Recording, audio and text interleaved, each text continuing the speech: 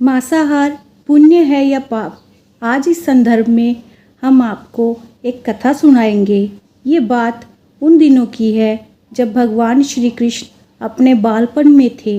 एक बार जब श्री कृष्ण एक पेड़ के नीचे बैठे बांसुरी बजा रहे थे, उसी तरफ से एक हिरण दौड़ता आया और उनके पीछे जाकर छुप गया। वो हिरण बहुत ही घबराया हुआ था। भगवान श्री कृष्ण ने उसके सिर पर हाथ फेरते हुए कहा, क्या हुआ? तुम क्यों छुप रहे हो? उसका पीछा करते हुए एक शिकारी भी वहां आ पहुंचा और बोला, ये मेरा शिकार है, इसे मुझे दे दो, इस पर मेरा अधिकार है। तब भगवान श्री कृष्ण बोले, हर जीवित जीव पर उसका खुद का अधिकार होता है, ना कि किसी और का। तब वह शिकारी क्रोध में बोला, ये मेरा शिकार है, इसे मैं पकाकर खाऊंगा। तब भगवान श्री कृष्ण बोले, किसी भी जीव को मारकर खाना पाप होता है। क्या तुम पाप के भागी बनना चाहते हो? मांसाहार पुण्य है या पाप? क्या तुम धर्म को नहीं जानते? तब वह शिकारी बोला, मैं तुम्हारे जितना शिक्षित नहीं हूँ कि ये जानूँ कि मांसाहार पुण्य है या पाप, पर मैं ये जानता हूँ कि जीव को मारकर खाना, इसमें कोई हर्ज नहीं है। मांसाहार से तो मैं उस जीव को जीव बंधन से मुक्त कर रहा हूँ। फिर क्यों मांसाहार से मना किया जाता है? मांसाहारी होने को क्यों नहीं कहा जाता? वैसे भी मैं इसको मारकर नीच योनि से मुक्ति दिलाकर पुण्य ही कमा रहा हूँ। फिर इस पर पाबंदी क्यों?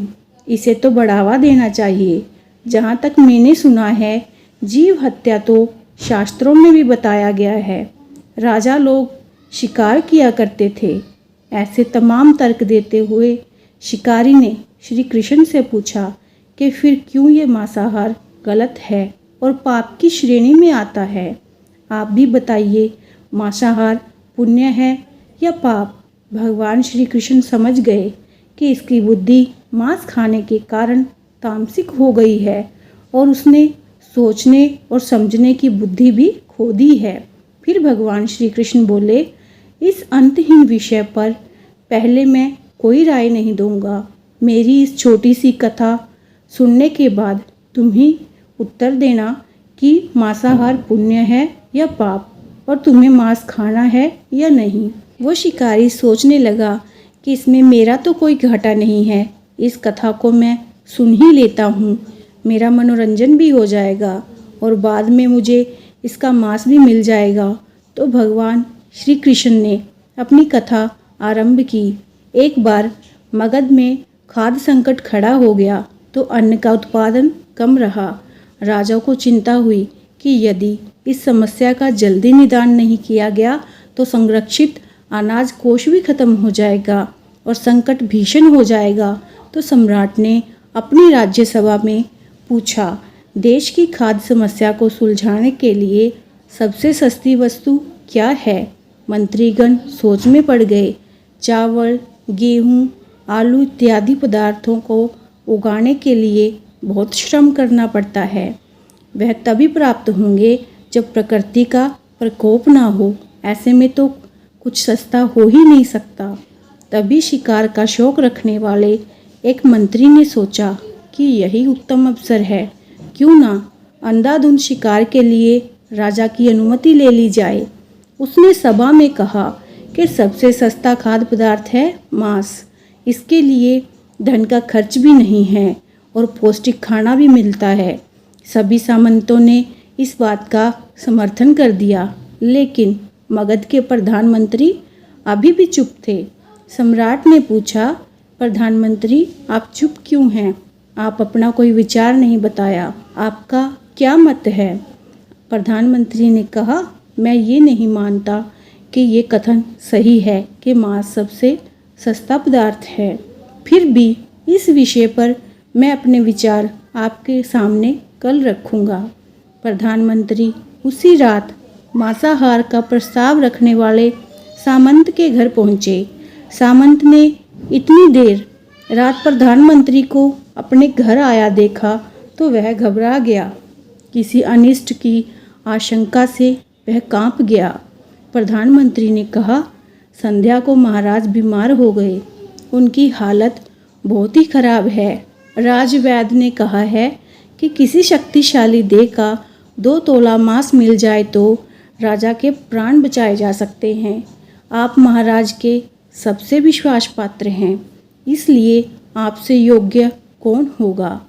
इसके लिए आप जो भी मूल्य लेना चाहें ले सकते हैं। आप कहें तो इस काम के लिए मैं आपको 1 लाख स्वर्ण मुद्राएं भी दे सकता हूँ।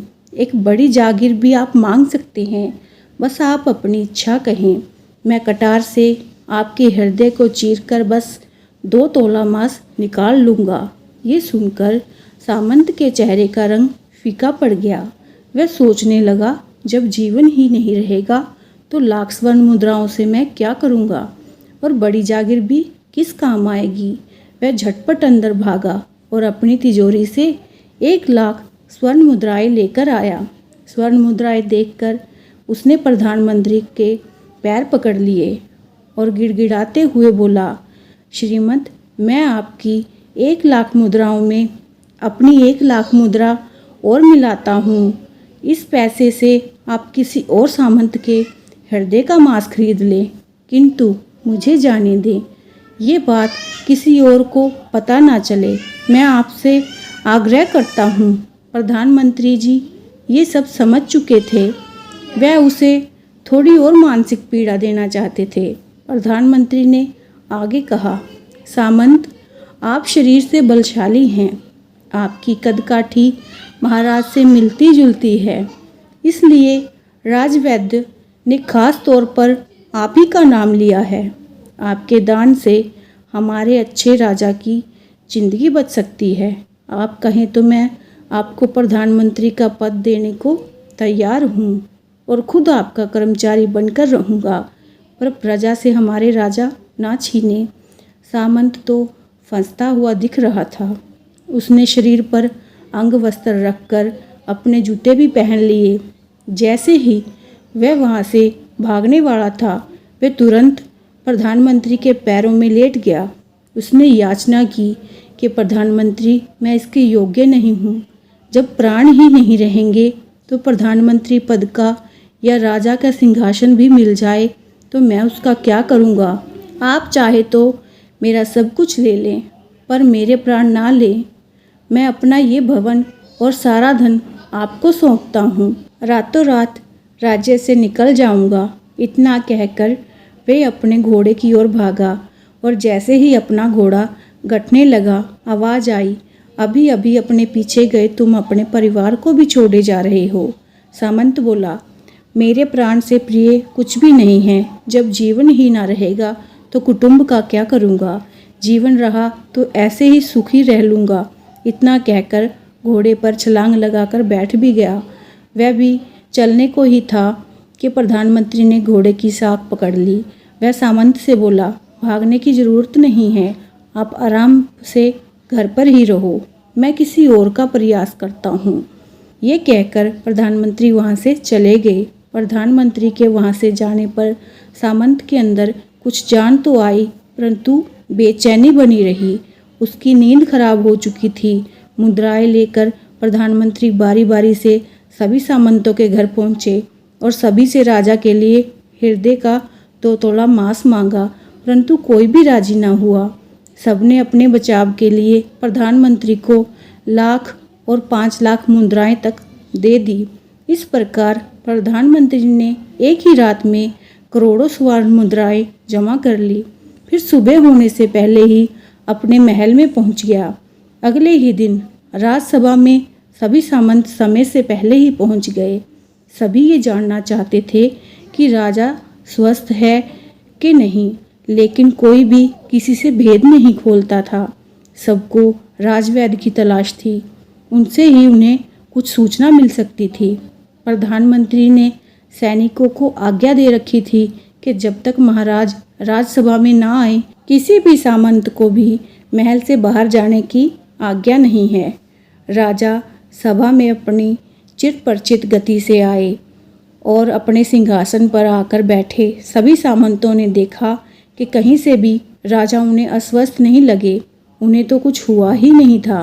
प्रधानमंत्री ने उनसे झूठ बोला हर सामंत के मन में यही विचार चल रहा था, पर कोई भी किसी और को कुछ भी नहीं बोल रहा था। तभी प्रधानमंत्री ने राजा के समक्ष 1 करोड़ स्वर्ण मुद्राएं रख दी। राजा ने पूछा, ये स्वर्ण मुद्राएं किसके लिए हैं और कहाँ से आई? प्रधानमंत्री ने कहा, 2 तोले मांस के लिए इतनी धनराशि जुटाई है, पर मांस ना मिला। अपनी जान बचाने के लिए सामंतों ने ये मुद्राएं दे दी।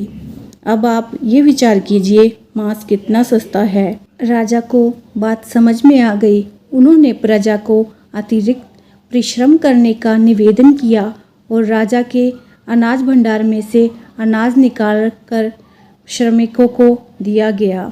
उन्होंने पौष्टिक सब्जियों की खेती का तुरंत आदेश दिया। वे 1 करोड़ स्वर्ण मुद्राएं इसी कार्य के लिए और श्रमिकों के कल्याण के लिए खर्च की गई। ऐसे साग सब्जी तेजी से उगी जिससे प्रजा का कल्याण भी हुआ और पौष्टिकता भी मिली। कुछ समय बाद मौसम अनुकूल हुआ और खेती लहलहाने लगी। इस प्रकार राज्य से खाद्य संकट दूर हुआ। तो भगवान श्री कृष्ण हमें इस कथा के जरिए समझाना चाहते हैं कि हम ये ना भूलें कि जिस तरह हमें अपनी जान प्यारी है, उसी तरह सभी जीवों को अपनी जान प्रिय होती है। अपने दिल से जानिए पराये दिल का हाल। यदि संसार के संबंधों से मुक्त करने का तर्क सही है, यदि जीव हत्या जीव को संसार बंधन से मुक्त करने का सही तरीका है, तो अत्याचारी द्वारा किया गया नरसंहार भी मान्य है। वह भी ये तर्क दे सकते हैं कि वे लोग जीवन के कष्ट से आप लोगों को मुक्त कर रहे हैं।